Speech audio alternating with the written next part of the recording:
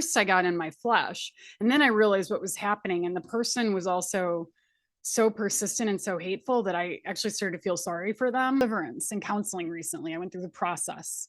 So I am going to get into some detail about that, talk about what kind of spirits I was under and how it went getting them out. And then also what I've had to do as they've tried to tempt their way back in recently and how that occurred. About how what the Lord showed me too. I had dreams, and the Lord gave me dreams over the last few years to show me the progress of cleaning out my house. He would actually give me dreams where I would see pictures of my house and the rooms and the conditions, so I could see what levels of freedom I had and healing I had gone through. There's a few things I'm going to cover, and this is probably going to be longer than usual. I want to talk first about manifestations. Almost all of us Christians have seen somebody manifest, whether in videos or in their church setting, maybe a home group on a missionary field trip, what have you. I want to talk about that. I want to also talk about my concern of the number of pastors that are kind of teaching or preaching against deliverance, like, or that people are too concerned with demons, my opinion on that. Also, why most people aren't manifesting.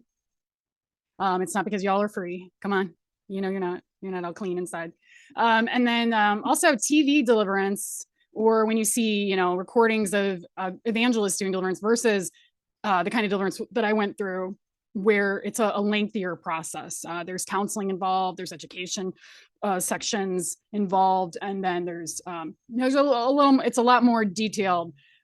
My session was my official session where the spirits were removed was only an hour, but most people it would be longer. And that was because, I actually am a deliverance minister, so to speak. And but I've probably done somewhere between 30 and 50 deliverance sessions with other people, give or take.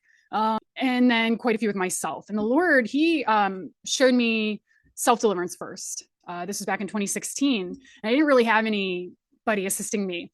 There was just this great website called demonbuster.com or of how-to self-help deliverance prayers, and also some really intense weird music soundtrack. It's really annoying, but that was what I had. That was the tool I had, and it did work. I managed to get free of quite a few things that I was really struggling with, and I was like, wow, this is incredible. Those are my credentials. I've read quite a few books. Because I'd read manuals, I'd read some books, and I'd taken myself through it. And then I actually started with a group of other deliverance ministers where we would kind of take turns leading sessions, or we would get words of knowledge for the individual who was seeking deliverance. And then we would give that information, that prophetic word to the lead deliverance minister. So it was an interesting way to kind of, get into deliverance.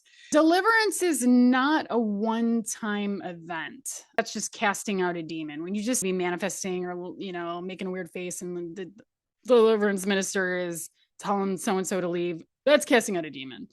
But actual lengthier deliverance is the process of also being able to have your defenses up so that the demon doesn't come back. You're educated enough, you understand maybe the characteristics of the spirit involved, and so you can recognize the symptoms when they try to represent themselves to you. No, there's no ground for you here. Manifestations are a good thing. So a lot of times in church, you look at somebody who's manifesting and you're like, oh my God, did you see that? The truth is that most of us and our demons are really comfy in church. They're not going to manifest because they're chilling.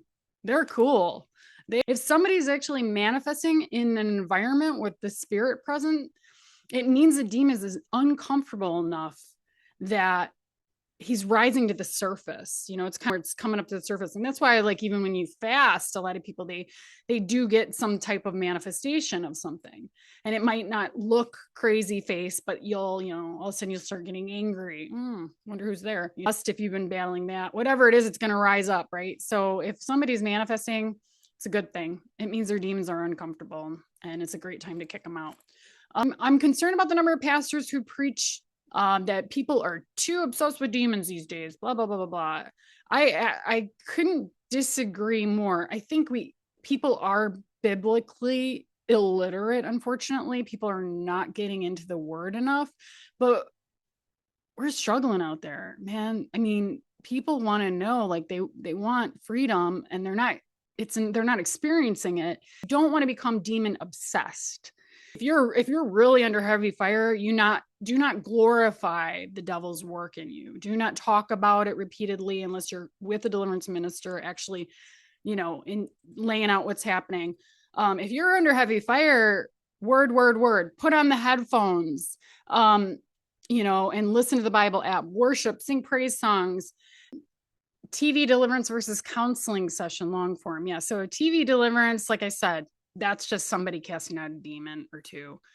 But demons work in gangs and groups, usually of like seven demons on a Mary Magdalene, which is nothing, by the way. She must have been like one of the most innocent. She's nothing compared to us today, because we have a lot more generational iniquity too, than our own sins. By the time you're an adult, most of y'all, you got way more than seven.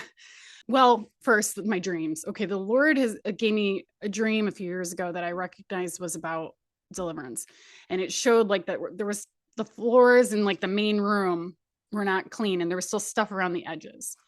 And then not long after that dream, he told me to call one of my friends who I used to do deliverance with and request that he do a session with me via Zoom. And so we did that, and there were things that I didn't know, and I didn't even know I was battling, and it was great, and it was helpful, and it was quick and sweet. And since I know kind of how to defend myself, and once you have the names and you're like, okay, so you like, your symptoms to look out for. So, but there were things like that had come in through military, training. And there were things like recently, the Lord gave me a dream about the bathroom. Now the bathroom is in dreams is usually about family and intimacy. It's like your most, it's the closest, most intimate zone. So it's close relationships, it's generational iniquities, it's that kind of stuff. And the whole house was clean, but I forgot about the bathroom. It was like one of those where it was like, and there were a couple of people in the bathroom with me, and like somebody willing to help me in the bathroom. And so I was like, okay, I get it. I'm basically, we're at the bottom, it's like an onion in layers. Okay, we're finally getting to the family stuff. There's, a lot of very unhealthy patterns in my immediate family. And then even, that some generational patterns, very unhealthy.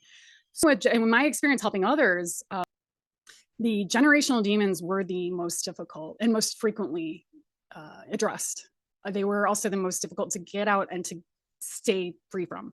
And part of it is, if you live with your family, if you're married and you have kids, or you live with your mom and dad or whatever, like, and they're not free, or you're married and your spouse isn't free, the demons that are attached to them still are going to throw a fit when you get free. They're not going to be happy about it. The environment that you're in the home, those demons are already comfortable in that environment. It's just extra difficult to stay free of those family demons.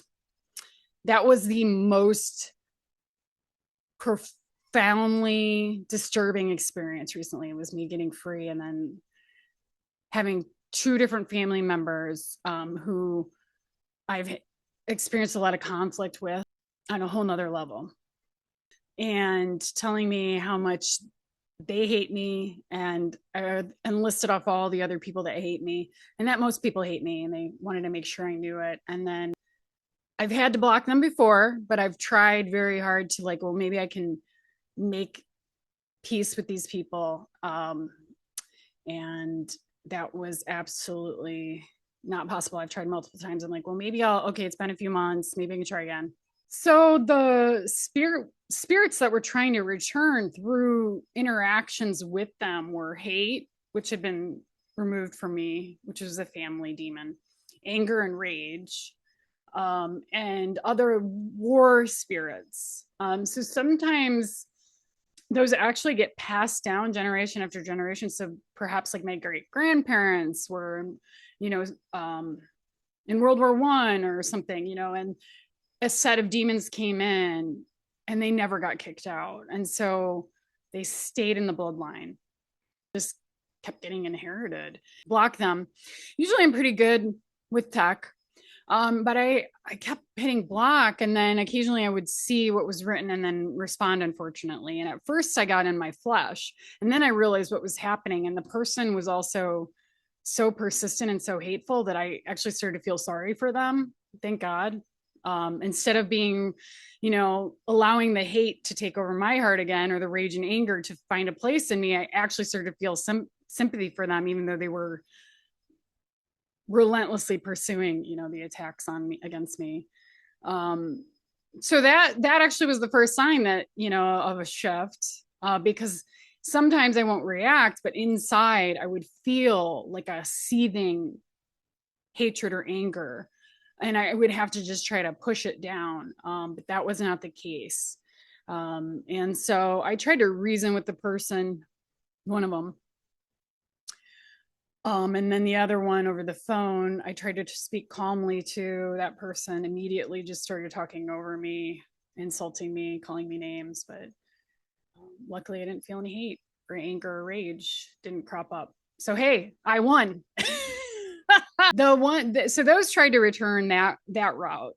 Then I noticed you have to be so aggressive with your monitoring of your thought processes when you're just going about your day, you're cleaning, you're cooking, you're working out, or I was walking on the treadmill, and all of a sudden I was like, wait a minute, what am I thinking about?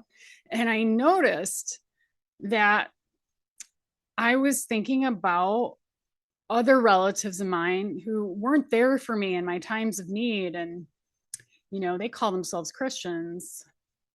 And I was like, judgmentalism, judgment, self-righteousness, resentment. Nope. I cast you down right now in Jesus' name. Absolutely not. Now that kept cropping up. And I was like, it's like whack-a-mole with these guys sometimes. And you're like, okay, I'm praying, I'm reciting the verse that is a good defense against this. I'm doing all the godly tools to try to fight this thing, but it's like whack-a-mole. It's like you keep having to hit it down, it goes down and then it pops back up, that old arcade game. Some of you are too young to know what I'm talking about, but anyway,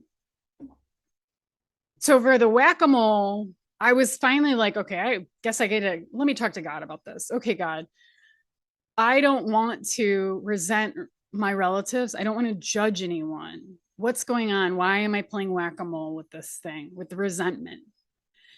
I go, how can I see them? How can I see this, this situation? How can I see them more accurately and clearly, and not judge relatives for not being there in my times of need, and being more loving and Christian like? And thank God, God answered me right away. He said, I send helpers, destiny helpers into your life. I send people into your life when you've, in different seasons, when you've been in need. And I put it on their heart and mind to help you. That was in my domain.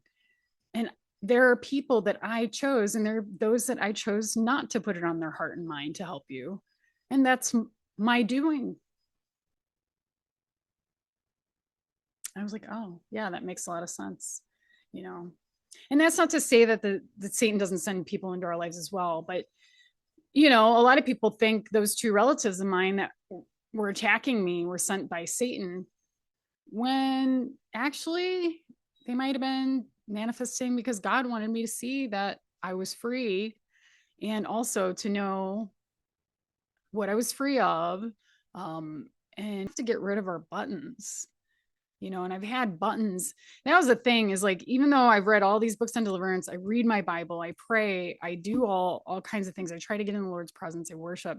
There were things that I was just like, I am just not able to get these particular things out on my own. I had tried. I knew anger, rage, and hate were there. I knew it. And they worked together, resentment, judgmentalism, self-righteousness. I knew those guys were in me. And I kept trying, and I couldn't get them out. And so I thank God for above and beyond counseling, Christian counseling in Florida. I've recommended them before. Don't bombard them, or do whatever. But oh my gosh, amazing. They are a counseling center though, so it does cost money. But I ADHD too. I am ADHD symptoms for a long time, and it's been so rough. And that's gone. I was able to sit and read and focus for hours and hours, and just thank God. All right, God bless you all. I just pray for everyone watching this that needs help and deliverance, Lord. I just pray that you would send the destiny helpers into their lives to get them freedom, to clean out their home, and then to give them the reinforcements, the knowledge, the wherewithal, and the strength to be able to withstand the enemy's attacks upon return. And that they would just get free and stay free in Jesus' mighty name. Amen.